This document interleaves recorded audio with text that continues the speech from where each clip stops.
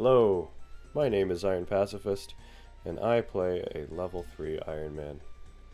And in this series, we're going through my progress, major achievements, and interesting things that I do on this account.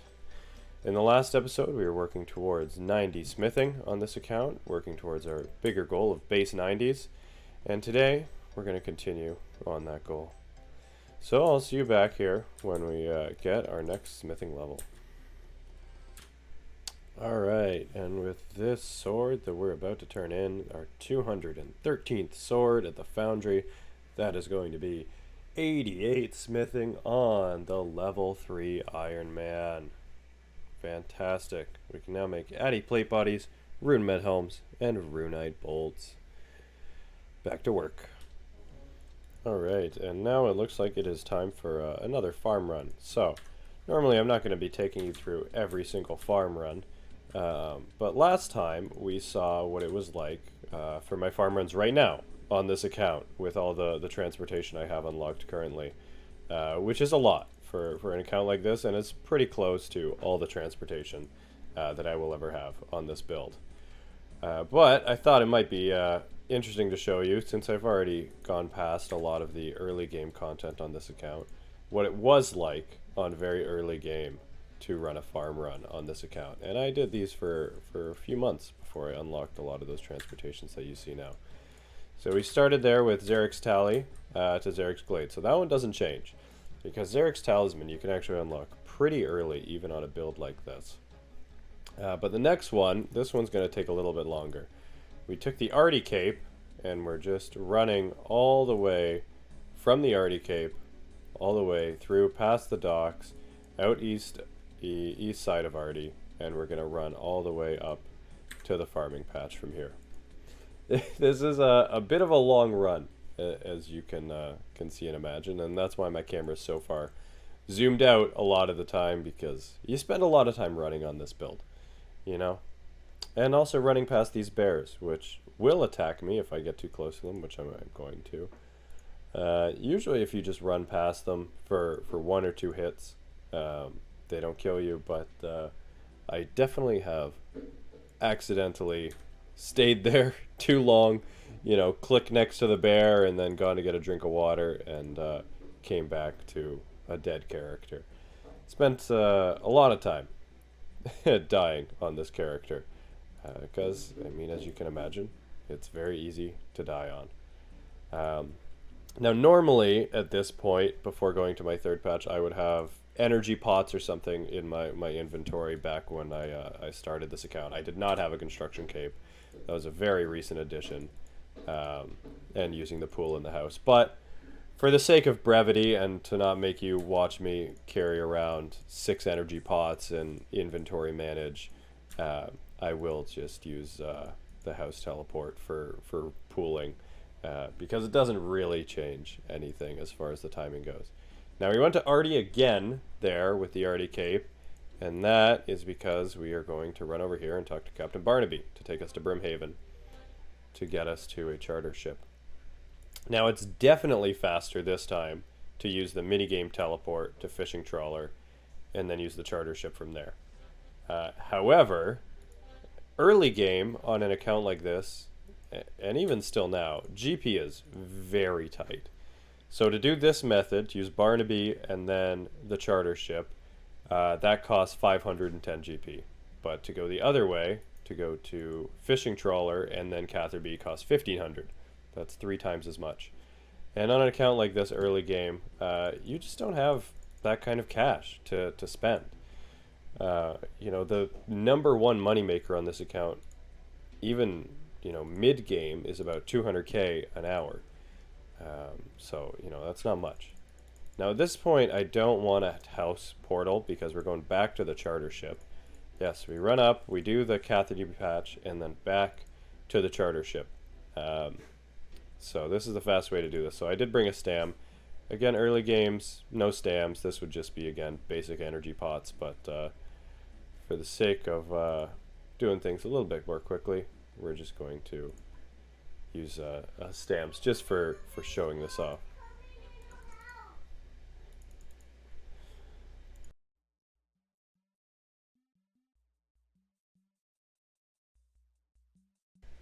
And we're going to run up all the way from Port Sarah up to the Draenor patch. This is how we got to this one back in early game. This was always kind of an annoying one, and still is. This is kind of one of the weirder, more out-of-the-way patches. There's not a lot of good teleports to the Falador area on this account build. You know, the Glory is really the only one. And now I guess with the Ring of the Elements, you could probably use that. Actually, could you? I didn't even think about that, because the Ring of the Elements did not exist when I started this account, so yeah, you need air altar to here and come up if you do a ton of Guardians of the Rift. But that's still not really super early game. Now here we will cheat and teleport to the house again over here, and now this is the worst one. Zarek's Inferno to Lovakenge, and this is how we are going to get to the Farming Guild. Yes, I'm serious. I'm 100% serious. Look at where, look at how far we are from the Farming Guild. Look at how much of a walk we have to do. All the way through here, down this Lizardman encampment, and across Zaya. Zaya is way too big for this build. But, what can you do? You know, there's also some fun stuff around here as we come around once this next chunk loads. You're going to see this battlement here. These lizardmen down here, if you run south through them, which is actually a little bit faster, they have a decent chance of shooting and poisoning you. And once they do that, you will probably die before you get to the Farm Guild. So I learned quickly to avoid them, because they don't hit for a lot of damage. They usually only hit for 0 or 1, but their poison is quite high. And we are going to use the stam again here just to save us a little bit of time on running this last little bit. And I would do this full run, which we're coming up on 7 minutes on this run here, compared to what, 4 minutes for what I do now. Still, every 80 minutes, I mean, there's no other way you're going to get Herblore supplies on this build. There's no other way you're ever going to have 99 Herblore. I mean, you can do Herbivore, but, you know, interestingly, on this account, because you don't have access to Secateurs, Magic Secateurs are not available. Those require Mauritania, and they also require Nature Spirit Quest, which gives HP XP, which I cannot complete either of those on this account. So without those, Herbivore gives 1 less herb per harvest, guaranteed. So that just means that, oh my gosh, my mic is trying to move around right now, and it's, okay. Really, really difficult to talk with my mic moving around. There we go. With Herbivore giving 1 less herb, it really decreases the effectivity of doing Herbivore as a method. And I've done the math on this, and again, we're going to construction cape to, we're going to also show the birdhouse run, how this was done early game. And this one is actually a little bit different. We just got to leave the house first. And now we're going to go to Castle Wars. No dueling rings, so we got to use the minigame teleport. I completely forget what story I was telling about 10 seconds ago. Oh well. Anyway, we use the minigame teleport to Castle Wars because there's a very convenient hot air balloon here.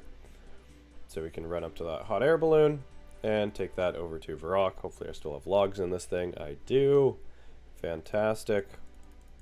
And from here, it is pretty much the same run as you saw last time. You know, nowadays we use the Earth Altar teleport with the Ring of the Elements. And before Ring of the Elements, I would still use Crafting Cape to the balloon. You know, not much different than the Castle Wars teleport to the balloon. There really wasn't a great way to East Varrock here. You know, when I was doing my 99 construction grind, doing mahogany homes, I would also use that balloon all the time. When I was cutting planks for that, I made 45,000 teak planks, and that was done by Crafting Cape, bank, use the balloon to get the Varrock sawmill. That was an interesting method. Ooh, it looks like we're getting close here on a hunter level, eh? Look at that. Only 30k XP left for a hunter level for 98 hunter. That'll be a very exciting milestone. Hopefully we see that this episode. I think we should be able to. A birdhouse run is 4800 XP, so that's only 5 or 6 more birdhouse runs. I should definitely get that this episode then. I think we're also going to see if we can work towards 90 smithing on this episode. That would be 2 very nice, very big milestones on this account. But with that, we're coming towards the end of this birdhouse run here. And look at that, what are we at? Almost 10 minutes. Those are rough runs when you do them that way. But that's what it takes to play a level 3 Ironman, is a lot of walking around. So I'm going to go back to Giant's Foundry. I am not going to do a herb run like that again. I will continue to use all of my teleports I have access to going forward. And I will see you in the next clip with presumably 89 smithing or 98 hunter, whatever comes first. Okay, an addendum on the previous clip. I was talking about the difference between herbivore versus doing farm runs on an account build like this, especially without secateurs for herbivore. I do have a herb sack, so even with a herb sack, stamina is graceful, doing herbivore on this account build at 90 plus herb lore, so you don't get any of the low tier herbs, and at 99 hunter, you are going to expect around 17,000 herb lore XP banked, like as in raw herbs, not including secondaries, but 17,000 herb lore XP banked per hour of doing herbivore on this account build. Versus the other big way to get herb lore XP on this account build is to pickpocket master farmers and to do farming contracts for seeds, plant the seeds, do herb runs, and bank herbs that way. You still have to do secondaries for both methods. But with that method, even including the time spent to do master farmers, including the time spent to do farming contracts, including the time spent to do farm runs, it comes out to 29,000 herb lore XP per hour at 99 thieving, and at my thieving level, 21 to 22k herb lore XP per hour. So that's 22k herb lore XP per hour versus doing farm runs versus 17k doing herbivores. So you can see there's a big difference there. It's a lot better to actually just do the herb runs and get your hunter XP passively through birdhouse runs. And it goes up to as high as 28.7k doing master farmers at 99 thieving once you stop failing. Because you can't get the arty cloak, so you will fail consistently throughout the entire way to 99 until you get the thieving cape to stop failing. So I just wanted to throw that in there for anyone who's telling me to go do herbivore for herb lore XP. It's actually surprisingly really not efficient because herbivore is so bad without secateurs. Alright, and coming in hot with our next sword, handing it into Kovac. That is going to give us our 242nd sword, and more importantly, that is going to give us 89 smithing on level 3 Ironman. One more level to go on this grind towards base 90s. Also getting ever closer to that hunter level. Just 4 more birdhouse runs for that one. And look, it's time to do one. Okay, so I was doing some Giant's Foundry live, and my PC crashed while I was in the middle of making this sword. So I thought it might be interesting to show you what happens if your quality goes to 0. Because I was in the middle of using the polish wheel and didn't stop. Yeah, it says your sword is too damaged to keep working. It won't let you use any machines. It won't let you put it into the heat or the cool. It just says your sword is too damaged. And you give it to this guy, he says your sword's no good. You get 30 smithing XP and 60 GP, and that's it for your 14 myth and 14 addy bars, which are supposed to be worth 15,000 smithing XP and 30,000 GP. You got 30 and 60. And that's what happens, if in case you're curious. Ooh, doing some foundry. We get a genie. Oh, genie lamps. Only Slayer. Only Slayer. Alright. looks like we're going to get a major milestone on this account in this video as we go through this birdhouse run. Look at that Hunter XP bar. We are going to see 98 Hunter on the birdhouse only Ironman. Just 1,000 more birdhouses. Well, that's birdhouses, so that's 4 per run. So that's 250 more birdhouse runs to 99 on the birdhouse only level 3 Ironman. And we can get a quick peek. This is not accurate because I have over 20,000 nests in the bank, but at least my last 3,000 birdhouses, you can see what I got out of my last few runs. And there we go. Looking good. And with our next sword coming in, you can already see it in the corner there. This is going to be the big one that we've been working towards all episode, our 273rd sword. I will not receive another commission, and that is going to be 90 smithing, another skill down for the base 90s grind. Only 2 left, fletching and fire making. Now can make rune scimitars. Those are going to be very useful. DFS also very useful, and Torva, of course. Of course, we're going to go right to Torva next. But that is a huge milestone on this account towards another base 90, another level 90 towards base 90s. Now this episode's getting kind of long, so I think we're going to call it there, and next episode we'll go over the profit or loss from this grind from 83 to 90 smithing, and we'll also see what we're going to get up to next. Is it going to be fletching? Is it going to be fire making? And what methods we're going to use? We'll talk about that next episode. So I will see you guys then, and goodbye for now.